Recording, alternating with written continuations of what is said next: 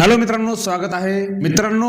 आज सगळीकडे एकाच विषयाची चर्चा आहे आणि ती म्हणजे चित्रपट धुरंधर। अगदी बरोबर, या धुरंधर चित्रपटाने असे काय रेकॉर्ड ब्रेक केलेले आहेत की विचारायला नको। खरं तर या चित्रपटामध्ये खूप मोठी स्टार कास्ट मंडळी आहे। संजय दत्त असेल, अर्जुन रामपाल, किरण बेदी, सारा अर्जुन, आर माधवन यासारखे मातब्बर मंडळी असताना सुद्धा या चित्रपटाची खासियत अशी, या सर्वांचं मार्केट खाल्लेलं आहे अक्षय खन्ना याच्या ऍक्टिंगने।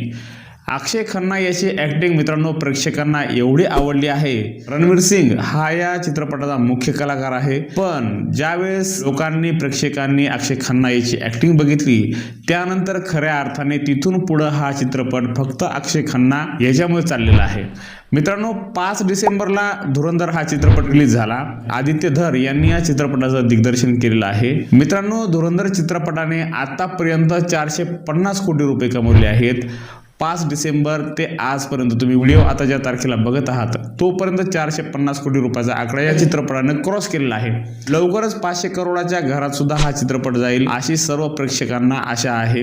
मित्रांनो कोविड नंतर बॉलिवूडला खऱ्या अर्थाने वाईट दिवस आले, कारण कोविड नंतर बॉलिवूडमध्ये जेवढे चित्रपट तयार झाले ते सर्व चित्रपट एकापेक्षा एक आदळलेले आपल्याला दिसतात। त्यानंतर साऊथ इंडियामध्ये जे चित्रपट तयार झाले तर साऊथ इंडियन चित्रपट हे बॉलिवूडला ओव्हरटॅक करून त्यांचा दर्जा हा बॉलिवूड पेक्षा सरस ठरताना आपण पाहिलेला आहे। सर्व बॉलिवूडला भीती होती की आता बॉलिवूड चित्रपटांचं काय होणार, पण त्यातच काही चित्रपट मित्रांनो असे आले त्या चित्रपटाने खऱ्या अर्थाने बॉलिवूडला वाचवलं असं म्हणायला हरकत नाही।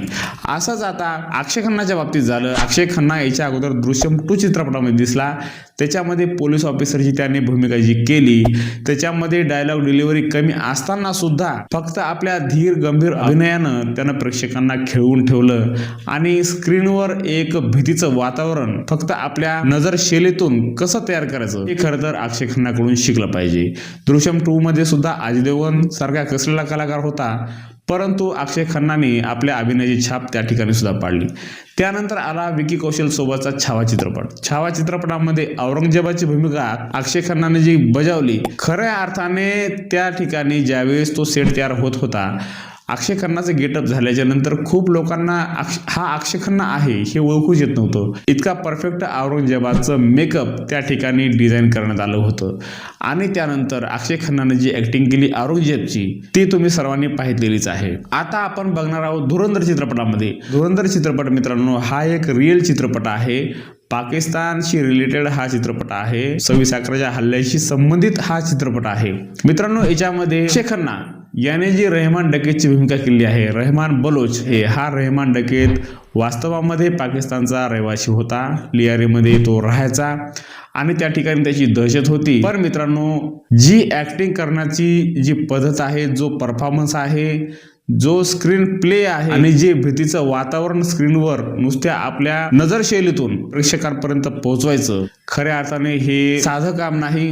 याला खूपच कसलेला अभिनय, खूपच बारकाईने त्या क्षेत्राकडे बघणारा आणि त्या कॅरेक्टरला साजेसा आपला अनुभव निर्माण करणं ही त्या कलाकाराची खरी तर कसरत असते। अक्षय खन्नाने जी रहमान डकेतची भूमिका केली ती खऱ्या अर्थाने एकदम परफेक्ट चॉईस कॅरेक्टर असं ते झालेलं आहे आणि जवळपास सगळ्याच कॅरेक्टर रोलला अक्षय खन्नाच्या ऍक्टिंगनं अक्षरशः खाऊन टाकला आहे। इतकी जबरदस्त ऍक्टिंग अक्षय खन्नाने या चित्रपटामध्ये केली। या अगोदर आपण अक्षय खन्नाला बॉर्डर मध्ये बघितलं, अब लौट चले मध्ये बघितलं, गांधी माय फादर या चित्रपटामध्ये बघितलं आणि ताल या चित्रपटामध्ये बघितलं। ताल या चित्रपटाने अक्षय खन्नाला एक ओळख निर्माण करून दिली। पण मित्रांनो छावानंतर हा धुरंधर चित्रपट ज्यावेळेस आला, अक्षरशः अक्षय खन्ना आज ऍक्टिंगच्या बाबतीत सगळ्या ऍक्टरच्या गळ्यातला ताईत झालेला आहे आणि त्याला एक नवीन टॅग भेटलेला आहे, लेजंड म्हणून। लेजंड अक्षय खन्ना।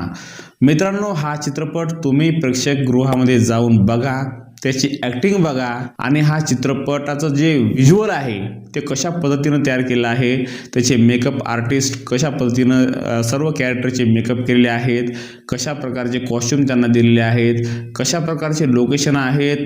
लियारी हे पाकिस्तानातलं गाव आहे, पण अख्खं लियारी हे त्यांनी एक सेट उभा केला आणि त्या ठिकाणी अख्खा पाकिस्तान तिथं दाखवण्यात आला।